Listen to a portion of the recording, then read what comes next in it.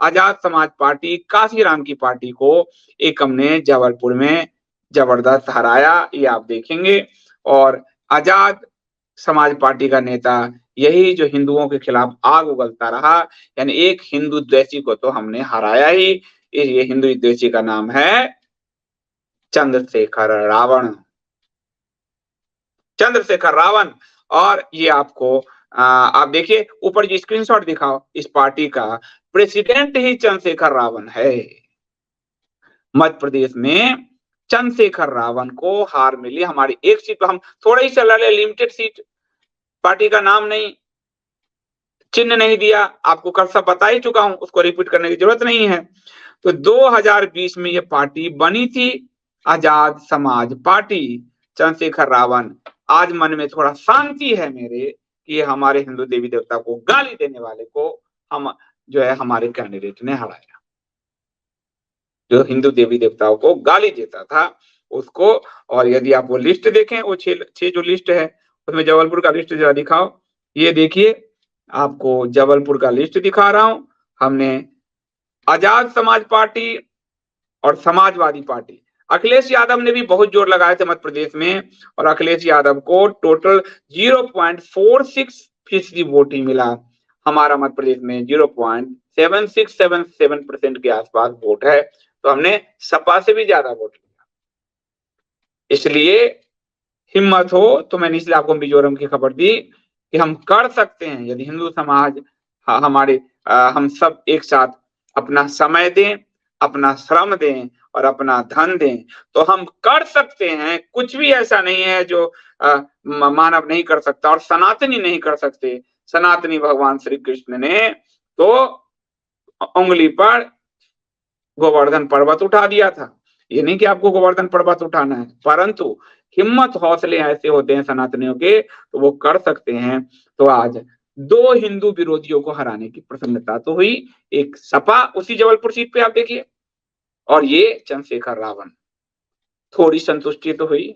Anti Hindu को हराया तो सही। हम सनातन भारत दल के बारे में बताऊंगा, क्योंकि आपकी पार्टी है तो आपके उम्मीदवारों का परफॉर्मेंस क्या रहा है तो वो मैं आपको बताता हूं।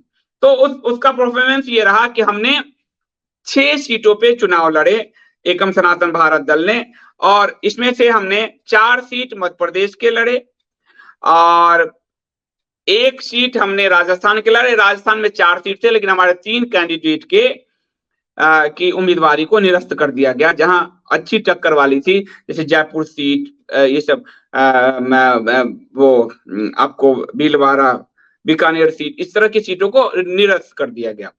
तो तेलंगाना में हम नहीं लड़े, वहां भी निरस्त हो गया, तो वहां भी हम नहीं लड़े। 1 सीट हम छत्तीसगढ़ में लड़े। तो हम 4 मध्य प्रदेश, 1 राजस्थान और 1 हम तेलंगाना में लड़े। तो ये आपको बताऊं कि हम जिस माहौल में लड़े हैं, जिस समय हम अभी 6 महीने में अरविंद केजरीवाल जैसे की पार्टी भी 3 साल बाद चुनाव लड़ पाई थी। 6 महीने में कोई भी चुनाव नहीं लड़ता, और हमने 6 महीने में चुनाव लड़ा। और ये हमारे लिए बहुत ही आशान्वित करने वाली खबर रही कि इस चुनाव में हमें परिणाम, मतलब हमने अपनी उपस्थिति दर्ज कराई।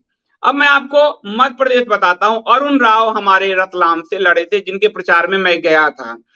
और अरुण राव जो है, उन्होंने 8 प्रत्याशियों में 5वां पोजीशन है इनका, और उन्होंने यूनाइटेड नेशनल पार्टी, भारतीय स्वर्णिम युग पार्टी और साथ ही साथ एक इंडिपेंडेंट, इन तीनों को हराया। वोट इनको सिर्फ 310 मिले हैं। वोट परसेंट इनका 0.19 है। लक्ष्मण पाठक छत्तीसगढ़ से, बेलतारा से हैं, उनको 416 वोट मिले। और उन्होंने भी अंबेडकर पार्टी ऑफ इंडिया यानी अम्बेडकराइट को, और हमको एक जो आप लोगों को मैं बताना चाह रहा हूं वो मुझे एक बार दिख जाए मेरा पोस्ट, कि हमने 6 महीने में, सिर्फ हम 6 महीने हुए थे ये बात नहीं है, हमें पार्टी का सिंबल नहीं दिया गया, हमें पार्टी का नाम नहीं दिया गया। हम 6 महीने से हमने अप्लाई किए थे पर हमें नहीं दिया गया, और चुनाव आयोग ने हमारे साथ बहुत बुरा बर्ताव किया। चुनाव आयोग ने हमको नहीं दिया। तो हम हाई कोर्ट गए, आप सबको ध्यान है, हाई कोर्ट ने ऑर्डर दिया कि इनको दीजिए, इतना समय नाम बदलने में नहीं होता। चुनाव आयोग स्टे लेके चला गया कि अभी हम चुनाव में हैं, चुनाव में अभी हम नहीं कर सकते, थोड़ा समय दीजिए। तो चुनाव आयोग वहां चला गया और जिसके कारण हमें नाम, एकम का और चिन्ह नहीं मिला।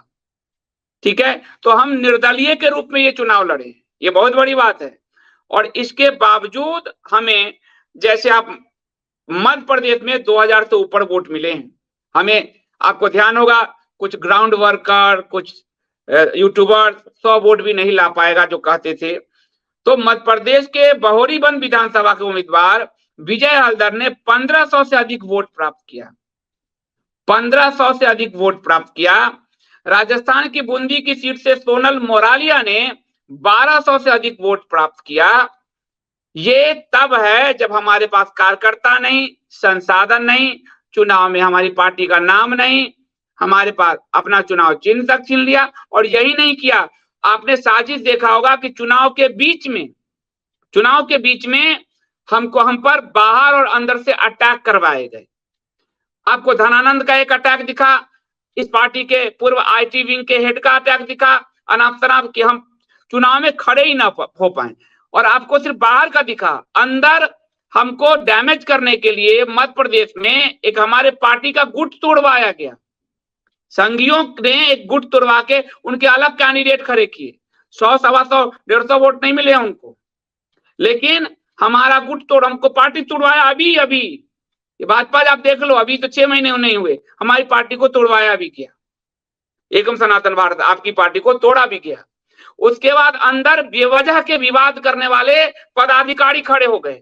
बेवजह का विवाद, नाम क्यों नहीं मिला, अब पार्टी अध्यक्ष अंकुर शर्मा केस लड़ रहे हैं और आरोप अनाप शनाप लड़ाने लगे, पार्टी को घेरने लगे बीच चुनाव में कि हम चुनाव प्रचार न कर पाए। आपने देखा होगा अंकुर जी चुनाव प्रचार नहीं कर पाए, इनका योजना सफल हुआ क्योंकि वो कोर्ट केस में लग गए। इसके लगातार कोर्ट की हियरिंग चल रही थी। एक मैं चुनाव प्रचार करने गया मध्य प्रदेश, और उसके बाद जो है हमारी दिल्ली की पूरी टीम गई राजस्थान, और कुछ और कार्यकर्ताओं ने कहा कि हम जाएंगे। पार्टी के अंदर आप लोगों को नहीं बताया था कि पार्टी की बात, पार्टी तोड़ा गया पहली बार मध्य प्रदेश में। और पार्टी का, मध्य प्रदेश का पूर्व अध्यक्ष इस पार्टी का, आप समझ सकते हो, पार्टी के अध्यक्ष पद पे जो लोग बैठे हैं उन लोगों से रिवोल्ट करवाए गए। आप सोच सकते हो कि क्या स्थिति में हम लड़ रहे हैं। हमारे बारे में आप, मतलब हम कम संसाधन, मुट्ठी भर लोग लेके हम अपना जूझ रहे हैं, और ये हमारे साथ करवाया गया।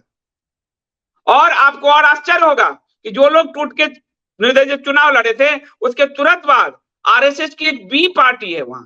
आरएसएस हर राज्य में 2-3 छोटी पार्टियां बना के रखती है कि यदि हिंदू गुस्सा में आए तो वो कांग्रेस को वोट ना दे, आरएसएस के बी पार्टी को दे दे, सी पार्टी को दे दे। ऐसे हर राज्य में है उनका कुछ और नाम से आप पहचान जाओगे। तो हमारी पार्टी को डैमेज करने के बाद वो पूरा गुट उस पार्टी में शामिल हो गया, पूरा गुट उस पार्टी में शामिल हो गया। इतना किया गया, पार्टी में हम लोगों पे अटैक, अलग अलग प्रदेश अध्यक्ष अलग अलग अटैक करवाए, बिना मतलब अटैक, बिना मतलब। पार्टी के बड़े पद पे बैठे पदाधिकारी अटैक करते रहे। अंकुर जी झेल रहे हैं, हम झेल रहे हैं, कई पूरी टीम झेल रही है, काफी सारी टीम झेल रही है। और ये चुनाव के बीच कराया गया, ये बिल्कुल साजिश है। इस साजिश के प्रमाण है सारे। इस साजिश के अंदर क्यों हम, और तो स्वाभाविक है, आपने देखा हम कोर्ट कचहरी में लगे रहे, हम दूसरी चीजों में लगे रहे। 2-4 लोग ही तो हमें जो चुनाव प्रचार करने जाने के लिए हम शिथिल हो गए। नाम हमें नहीं दिया, चुनाव चिन्ह हमें नहीं दिया पूरा, तब भी हम लड़े। और लड़े तो हमने आपको जो है, आपको मध्य प्रदेश में एक सीट पे 1500 से अधिक वोट, राजस्थान बूंदी में एक सीट में 1200 से अधिक वोट, और बाकी जगह मैं आपको ये बता दे रहा हूं। ये देखिए आप, लक्ष्मण पाठक जी हमारे छत्तीसगढ़ से, भले 416 वोट मिला, लेकिन अंबेडकर पार्टी, भीमों की पार्टी को हम हराए, भारतीय शक्ति चेतना पार्टी को हराए, राष्ट्रीय जनसभा पार्टी को हम हराए, नेशनल यूथ पार्टी को हमने हराया, और 8 इंडिपेंडेंट को हमने हराया, बिना नाम बिना संसाधन। ये उसके बाद रामदयाल प्रजापति मध्य प्रदेश से जबलपुर कैंट सीट से उनको कम ही वोट मिला, लेकिन फिर भी उन्होंने समाजवादी पार्टी को हराया। समाजवादी पार्टी, रामपाल प्रजापति जी का नाम दो, रामपाल मानव जो है, समाजवादी पार्टी को हराया। आजाद समाज पार्टी काशीराम की पार्टी को हराया। भारतीय शक्ति चेतना दल उसको हराया। और अखंड भारत चेतना दल, ये अखंड भारत चेतना दल ये सब संघ की पार्टी, उनको हराया। उसके बाद सीताराम कुमार गुड्डू भैया मध्य प्रदेश से, उन्होंने भी जो है इंडियन पीपुल्स अधिकार पार्टी को हराया, आदमी समाज पार्टी को हराया, भारतीय सभ्यता पार्टी को हराया, ये सब उनको हराया। और 3 इंडिपेंडेंट को हराया। रामदयाल प्रजापति ने भी 5 इंडिपेंडेंट को हराया। सोचिए अगर हम लोग के पास नाम आदि होता तो हम ये नहीं कर हम जीत जाते, हम और भी बेहतर आपको प्रदर्शन करके देते। तो जिन लोगों ने भी इस पार्टी को फंड किया, दान दिया, चंदा दिया, आपने फाउंडर मेंबर के रूप में पैसे भरे, आप देखिए कि हम रिजल्ट दे रहे हैं। आपकी पैसे का सदुपयोग किया हमने। छोटे से पैसे संसाधन में कुछ पैसे हमारे पास आए, उसी से हमने अपने आप को झोंका। सीताराम कुमार गुड्डू भैया ने आपको मैंने बता ही दिया। उसके बाद विजय हल्दकर एक्स आर्मी मैन हमसे हमारी सीट से लड़े और बहिराबाद से, और 1530 वोट लेकर आए। 1530 वोट लेकर आए। वहां पे नोटा को 463 पड़ा, हम 1530 वोट लेके आए। और ये सारे नोटा हिंदू वोट हैं। पार्टी हमारी होती तो ये नोटा भी हमारे जुड़ते। और जो दूसरे पार्टी को मिला, जनता दल यू, नीतीश कुमार की पार्टी को हमने हराया। जनता दल यू, वास्तविक भारत पार्टी, ये उन्हीं लोगों का है, संघी पंगी आपसे, उनको हराया। आपका गणतंत्र पार्टी, उसको हराया। भारतीय शक्ति चेतना दल, वही जो चल रहे हैं, उनको हराया। इंडियन पीपुल्स अधिकार पार्टी, उनको हराया। और 7 इंडिपेंडेंट कैंडिडेट को हराया। ये 6 महीने की पार्टी बिना संसाधन, चुनाव आयोग के रोक, पार्टी को तोड़ने का प्रयास किया। इसके बावजूद सोनल मोराल का महिला को भी हमने, हमारी एकम सनातन, आपकी एकम सनातन से खड़ी हुई, राजस्थान बूंदी से 1230 वोट वो लेकर आई और उन्होंने 3 इंडिपेंडेंट को हराया। तो कम संसाधन में भी ईश्वर की कृपा हम पे रही और इसीलिए मुझे इस चुनाव में सकारात्मकता दिखती है। इस चुनाव में कांग्रेस से तो होती तो मेरे को थोड़ा होता कि हिंदू कंफ्यूज हो रहा है। भाजपा के कथनी को अगर सही ढंग से हमने हिंदू को बता दिया, देश भर में 5 साल लगे, 7 साल लगे, यदि भाजपा के कथनी को, करनी को हमने जनता के कान तक पहुंचा दिया, सनातन एकम सनातन भारत जैसा दल खड़ा हो जाए। क्योंकि हिंदू अब अपनी चेतना पे वोट देने लगा है। भले वो 20 साल की पार्टी, 20 साल से भले भाजपा हो, तब भी वो हिंदू हित को सोच के रहा है, पर उसे असलियत नहीं पता है, उसे सच नहीं पता है। आप खुद सोशल मीडिया में देख लो, सच लोगों को नहीं पता है। हम और आप कुछ लोग मिलके बताते हैं, आंकड़ों से बताते हैं। वो आंकड़े जो भाजपा हमें देती है वही आंकड़े बताते हैं। जिस दिन हमने कथनी करनी की अंतर को पाट दिया, हिंदू वोट से देश की सत्ता चलेगी, ये मेरा विश्वास है। मैं इसके बहुत सकारात्मक ले रहा हूं और भारतीय जनता पार्टी को मैं बधाई भी देता हूं कि उसने बड़ी जीत हासिल की है। और साथ ही आप लोगों को भी बधाई देता हूं जिसने इस एकम सनातन भारत दल पे भरोसा किया। हमारे लिए सकारात्मक ये रहा कि हम जो है आपको, हमारे इस पार्टी का प्रचार हुआ। जो अभी 2000 लोग जानते थे वो 10,000 लोग जाने, 10,000 जानते थे 25,000 जाने। पार्टी के कार्यकर्ताओं को चुनाव में लड़ाना आ गया, भाषण देना आ गया, डोर टू डोर कैंपेन करना आ गया, कैसे लोगों को एड्रेस करते हैं वो आ गया। और हम सभी नए हैं, इसमें पॉलिटिकल अनुभव वाले बहुत कम लोग हैं, अलग अलग फील्ड के लोग हैं। तो हम राजनीति भी हम थोड़ा सीख रहे हैं, राजनीति का अनुभव भी कम लोगों को है। तो हम इस लड़ते भिड़ते गिरते पड़ते में सीखते हुए हमने पहले चुनाव के हिसाब से अपनी उपस्थिति दर्ज करा दी है। और यदि 2024 के चुनाव में, यदि 2024 के चुनाव में हम 1-2 सांसद भी भेज दिए, आप जीत गए। और इसलिए मैं सकारात्मक हूं कि हिंदू अपने हित को वोट कर रहा है। हमें सीट को मैप करना है, भले 24 में भाजपा आ जाए, पर हम कुछ सीटों को मैप करके उस पे समझा के कि भाजपा ये कर रही है, अब हमारे लिए एक ही है, ये।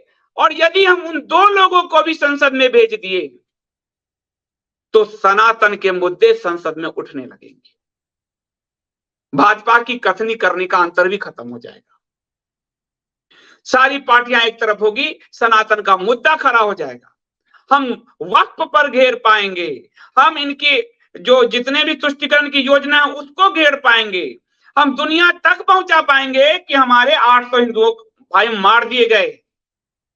इसलिए मैं होपफुल हूं कि हमें सीट मार्क करके उस पूरे सीट पर काम करना होगा अभी से, और उन सीटों पे एक एक डोर टू डोर इनकी असलियत बतानी होगी कि आप पूरे देश में वोट दे रहे हो, इन्हीं की सरकार बना रहे हो, दो अपने लोग भी भेज दो, हम इनके वोट नहीं काट रहे हैं, आप इन्हीं की सरकार बनाओ। 303 है, 301 इनके हो जाएंगे तो भी सरकार बन जाएगी, दो अपने सनातन के भेज दो, देखो तुम्हारे मुद्दे को कोई भाजपा हिला नहीं पाएगी, कोई कांग्रेस हिला नहीं पाएगी। इसलिए मैं होपफुल हूं, मुझे परिणाम इसका सुखद ही लगा है आज का, बिल्कुल भी खराब नहीं लगा है, क्योंकि हिंदू की चेतना जगी हुई है, सोई हुई चेतना में दिक्कत होती, उस चेतना को सही से पिन करना है कि भाजपा कहती है और करती है, और आप पूरी देश भाजपा को सीट दे रहा है, 303 सीट दे रहा है, आप अपना वोट इस 2 सीट पे आप दे दो, उसको 2 लोग आप भेज दो, ये 301 वाले से भी हम काम करवा लेंगे, अंदर घुस के उस 301 से हम काम करवा लेंगे आपके लिए, सनातन के लिए, बस आप 2 को भेज दो, 5 को भेज दो। अगर हमने इस तरह से लड़ा तो निश्चित मानिए सनातन के मुद्दे से संसद गुंजायमान होगा और कोई उसको काट नहीं पाएगा, हम दुनिया तक हिंदुओं की आवाज पहुंचा पाएंगे। इसलिए मैं आशान्वित हूं, आप भी आशान्वित रहिए और बिल्कुल आशान्वित रहिए, ये परिणाम सुखद है, इस परिणाम का हमें स्वागत करना चाहिए।